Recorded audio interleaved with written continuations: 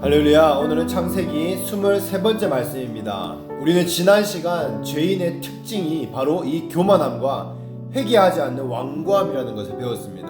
그리고 자신이 지은 이 죄는 전혀 신경 쓰지 않고 자신이 받은 형벌의 무거움만을 불평하는 이 가인에 대해서 보았습니다.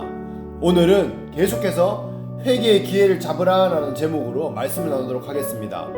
하나님께서는 우리가 죄를 지었을 때에 회개의 기회를 주십니다. 아합왕처럼 회개할 때에 우리의 죄를 용서해 주십니다. 하지만 죄라고 해서 다 같은 죄는 아니지만 그러나 하나님께서는 죄의 경중을 따지지 않으십니다. 살인죄냐 물건을 훔친 죄냐 그것에 따라서 형벌을 달리 하시지 않으십니다.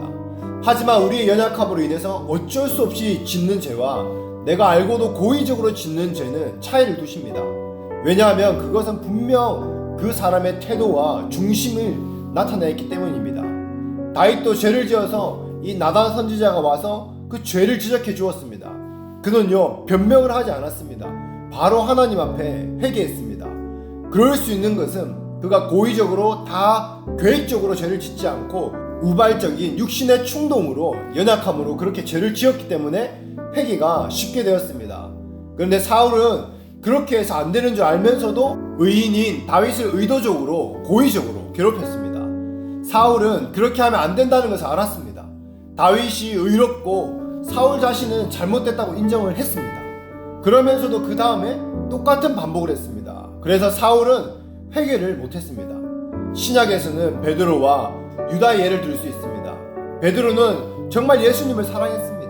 그리고 정말 예수님을 위해서는 무엇이든지 헌신할 마음이 되어 있었습니다. 그런데 연약함으로 예수님을 모른다고 3번이나 부인했습니다.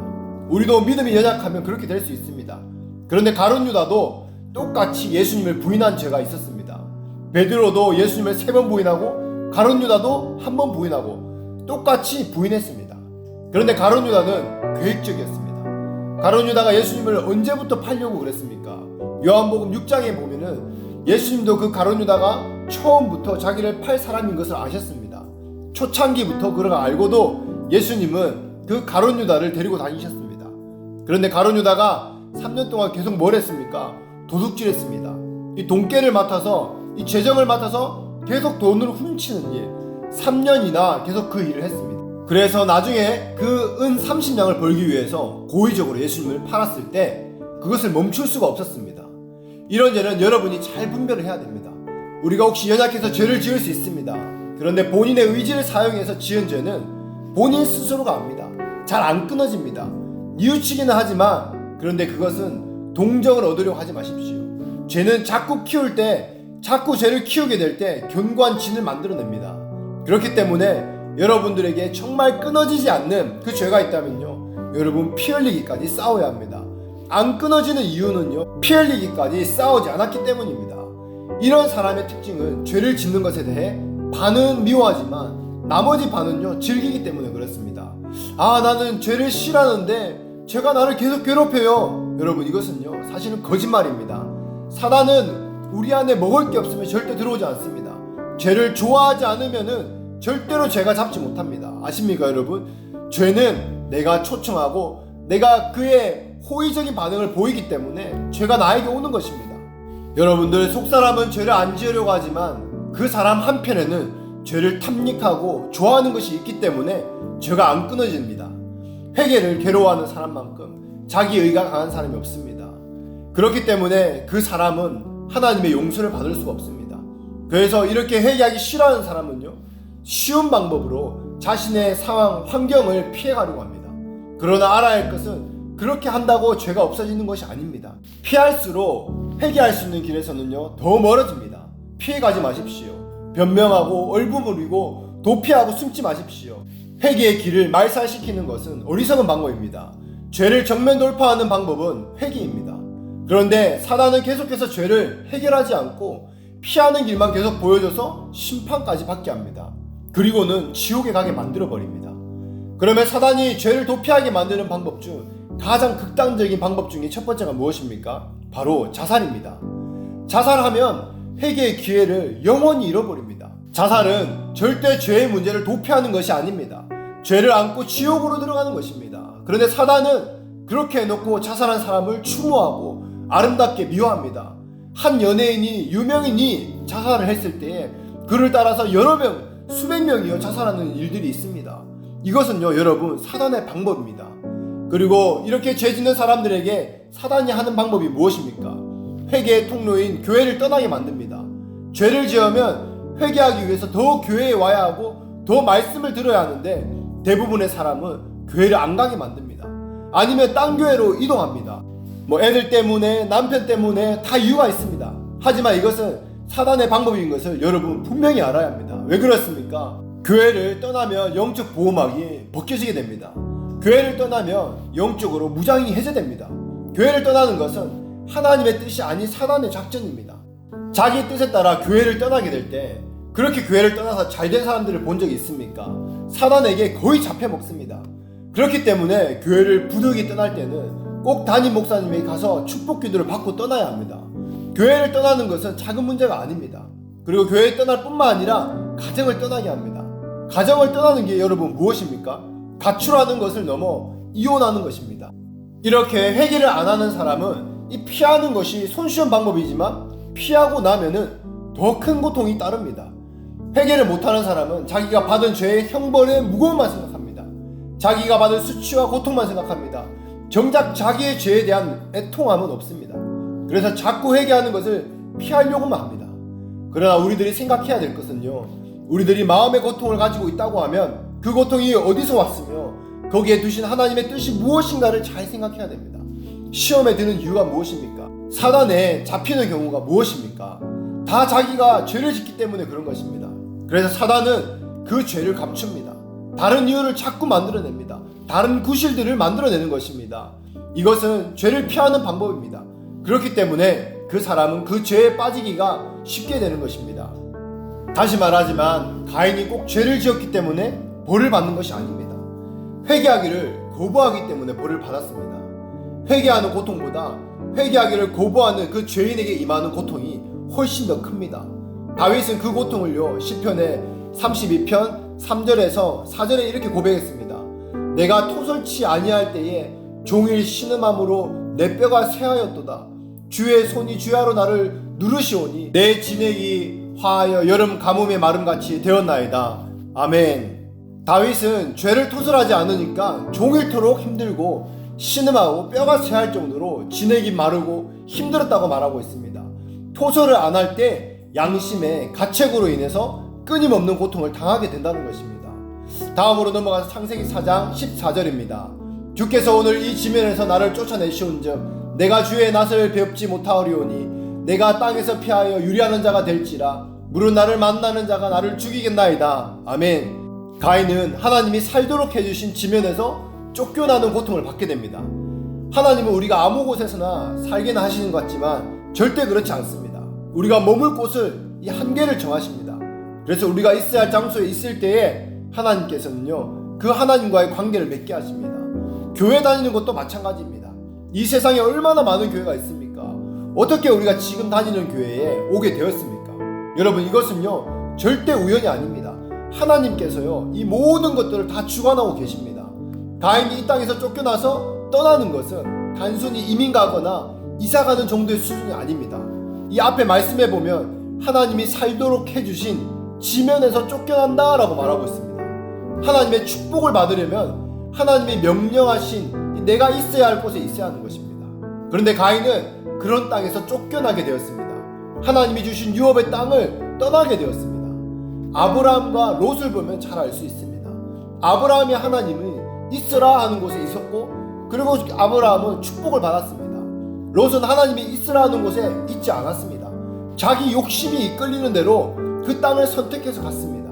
그래서 롯은 소돔과 고모라의 멸망과 함께 자신이 가지고 있던 모든 것들을 다 잃어버리게 됩니다. 땅에서 쫓겨난다는 것은 이런 의미가 있습니다. 그리고 이렇게 회개하지 않고 죄를 피한 사람들에게 또 무슨 일이 일어납니까? 하나님의 임재가 떠나게 됩니다. 창세기 4장 14절에 내가 주의 낯을 배웁지 못하리니 아멘. 가인이 내가 주의 낯을 배웁지 못하리니 이렇게 말하고 있습니다. 하나님은 아무 곳에나 임재하지 않습니다. 하나님은 하나님께서 정하신 땅에만 임재하십니다. 모세를 볼 때에 하나님께서 그 팔레스타인 그 많은 땅 중에서 특별히 호렙산 모세를 위해서 그곳에 임재하셨습니다. 하나님은 자기가 정한 땅에 임재하십니다. 가인은 하나님이 정한 땅을 떠났기 때문에 하나님의 임재를 더 이상 체험할 수 없게 되는 것입니다. 우리 피조물인 인간의 가장 큰 불행은요, 하나님의 임재를 떠나는 것입니다. 이 하나님의 임재가 떠나면 어둠의 세력이 오기 때문에 이 어둠의 세력 안에 있는 두려움의 고통이 가인을 사로잡게 되는 것입니다. 하나님을 떠난 삶의 특징이 무엇입니까? 보호막이 없어지기 때문에 불안정하고 불만족한 삶을 살게 됩니다. 그래서 하나님은 가인을 사랑하시지만 끝까지 죄를 회개하지 않는 이 죄인 가인과는 함께 하실 수가 없었습니다. 왜냐하면 하나님께서는요, 거룩하시기 때문입니다. 그래서 죄를 회개하지 않는 사람에게 하나님의 직분을 맡기는 것이 정말 인간적인 방법입니다. 사람을 기쁘게 하는 그 방법이요, 회개치 않는 사람이 하나님의 일을 한다면 하나님께서는 정말 괴로워하십니다. 왜냐하면 하나님은 그런 사람의 예배와 봉사를 받지 않으시기 때문에 그렇습니다. 우리가 착각하지 말아야 될 것은요, 하나님의 일과 하나님의 기름 부음을 혼돈하면 안 됩니다. 회개치 않는 사람도 얼마든지 하나님의 일을 할 수 있습니다. 말씀을 가르칠 수 있고요, 설교할 수 있고 찬양할 수 있습니다. 또 많은 봉사도 할 수 있고 교회의 중요한 일도 맡을 수 있습니다. 또 그 일을 통해서 교회 일들이 돌아갈 수도 있습니다. 중요한 일이 그 사람에 의해서 되어질 수도 있습니다. 그런 하나님의 일과 하나님의 기름 부으심을 혼돈하고 여러분 착각하게 만들기가 쉽습니다. 내가 죄를 짓고도 얼마든지 설교할 수 있습니다. 말씀을 가르칠 수 있습니다. 그리고 은혜를 받게 할 수도 있습니다. 왜냐하면 은혜 받게 하는 것은요, 내가 하는 게 아니라 하나님이 하시기 때문에 그렇습니다. 그래서 그것을 내가 하는 것을 속으면 안 됩니다. 사무엘상 15장과 16장에는요, 하나님께서는 사울 왕을 버리셨지만 왕위까지는 버리지 않으셨습니다. 그리고 계속 왕의 직위를 수행했습니다. 우리 생각에는 하나님이 버렸으면 왕위에서 폐위가 되고 다윗이 바로 왕이 되어야 합니다. 그런데 아니었습니다. 하나님이 사울을 버렸다고 말하는데도 불구하고 사울은요, 하나님의 일을 계속하고 있었습니다. 이것이 이스라엘 왕의 일은 하나님의 일이고 하나님 나라의 일입니다. 하나님의 일이기 때문에 그런 것입니다. 하나님의 일을 사울이 버림받은 뒤에도 계속 한 것입니다. 그리고 사울이 블레셋과 전쟁할 때에도 또 이기기도 합니다. 그런데 이 원리를 모르는 사람은 하나님이 계속 사울을 쓰시네? 사울을 또 이기게 하시네? 함께 하시는가 보다 이렇게 생각할 수 있습니다. 그런데 성경은 분명히 하나님이 사울을 버렸다라고 말하고 있습니다. 그래서요, 교회에서 봉사하는 사람들은 이것을 잘 알고 속지 않아야 됩니다. 다 자격이 있어서 세우는 것이 아닙니다. 그 사람 죄를 뻔히 알면서도 교회 목자로 리더로 세우고 정말 하나님께 심판을 받을 사람도 직분을 세웁니다. 다 의롭고 잘나서 직분을 세우는 것 같습니까? 하나님도 그렇게 일하시기 때문에 그렇게 세우는 것입니다. 또 그렇게 하는 것을 통해서 하나님의 의를 이룰 때도 있습니다. 어떻게 그 의를 이루십니까? 바로 그 직분을 통해서 그 사람을 진동시키십니다. 하나님을 두려워하는 사람은 그 직분을 때문에 더 회개하고 돌아오게 되고, 강팍한 사람은 그 직분 때문에 망하게 되는 것입니다. 그렇게 흑백이 완전히 갈라지게 됩니다. 그래서 어떤 사람에게는 직분이 축복이 되기도 하고 어떤 사람에게는 직분 때문에 심판을 받고 저주가 되기도 하는 것입니다.